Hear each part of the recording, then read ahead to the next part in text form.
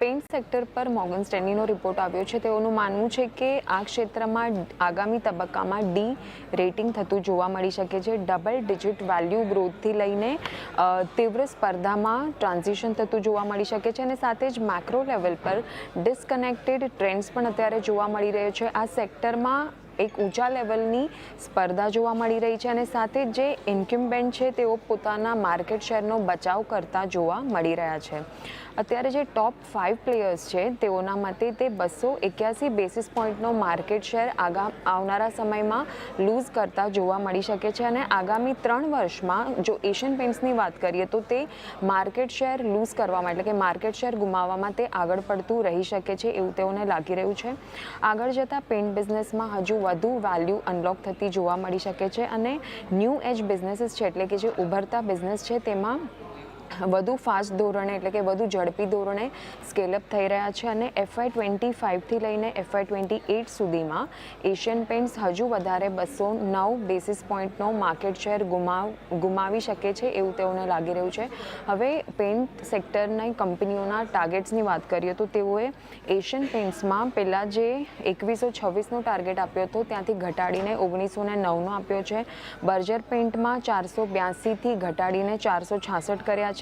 કાન્સાઈ નેરોલેકમાં 221થી ઘટાડીને 212 કર્યા છે અને ગ્રાસિમ ઇન્ડસ્ટ્રીઝમાં તેઓએ 3500ના ટાર્ગેટ આપ્યા છે અને આખા પેઇન્ટ સેક્ટરમાં ગ્રાસિમ ઇન્ડસ્ટ્રીઝ તેઓની ટોપની પસંદગી છે. એટલે જુઓ, ખાસ કરીને એક આ રિપોર્ટ સામે આવતો દેખાઈ રહ્યો છે. આપણે અહીંયાથી ડી રેટિંગ થવાની એક શક્યતા લાગી રહી છે પેઇન્ટ સેક્ટર પર, એટલે એના પર એક ફોકસ ખાસ કરીને અહીંયાથી રાખતા રહીશું.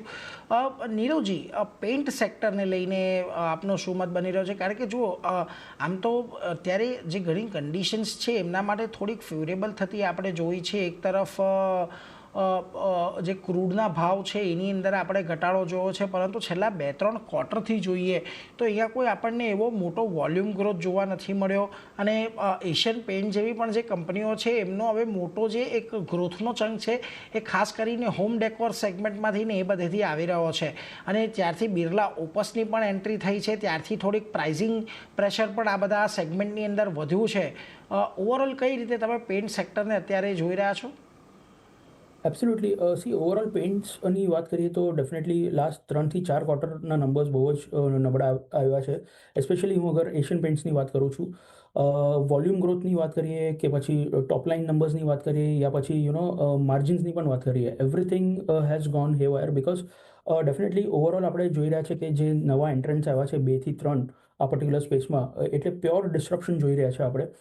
જે એક મોનોપોલી હતી, I would say not exactly monopoly but જે એક લીડરશિપ હતી એશિયન પેઇન્ટ્સની, એ ડેફિનેટલી આપણે લાસ્ટ 1.5-2 વર્ષમાં લૂઝ થતા જોઈ છે and that is clearly visible in the stock price. અગર આપણે જોઈએ લાસ્ટ 2 વર્ષમાં એબ્સોલ્યુટલી અંડર પરફોર્મર રહ્યો છે એશિયન પેઇન્ટ્સ.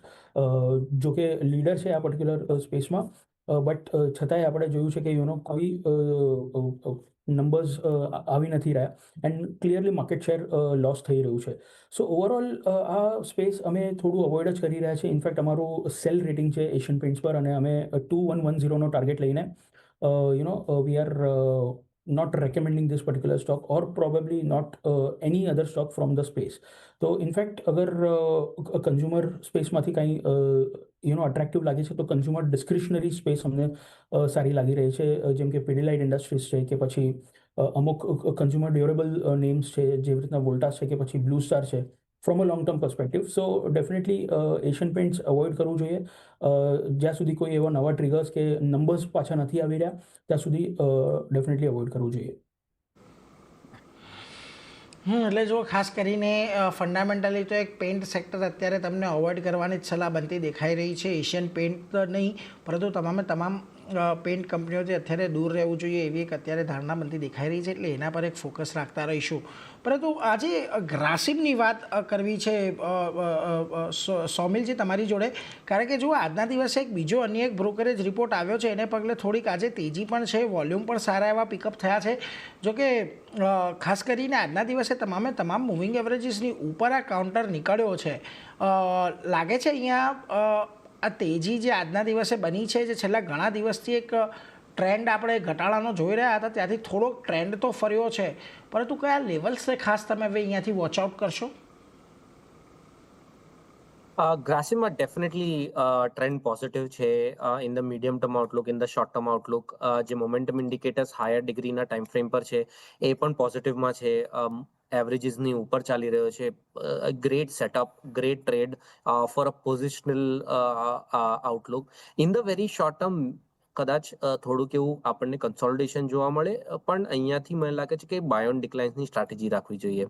જે લેવલ્સની આપણે વાત કરીએ તો ઇન ધ શોર્ટ ટર્મ મને લાગે છે કે અરાઉન્ડ 2765ની આસપાસ એક રેઝિસ્ટન્સ રહેશે. એની ઉપર હજી એક રેઝિસ્ટન્સ રહેશે અરાઉન્ડ 2840 નો એક બીજો રેઝિસ્ટન્સ રહેશે. આ બે રેઝિસ્ટન્સ એકવાર નીકળે તો મને લાગે છે કે ઉપરમાં બહુ સારા લેવલ્સ જોવા મળશે.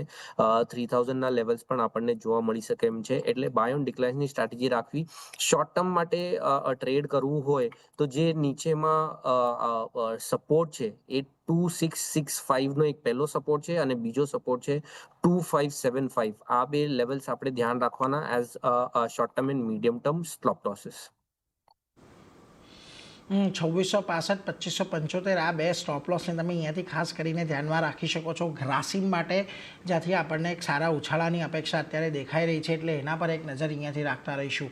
પરંતુ આગળ વધીને આજે અન્ય સ્ટોક પર ખાસ ચર્ચા કરવી છે ને એમાંથી આજના દિવસે જો આપણને જે સમાચાર બનતા દેખાયા હતા એમાં તો એક કાઉન્ટર ખાસ કરીને ટાટા પાવરનું છે. એમણે મે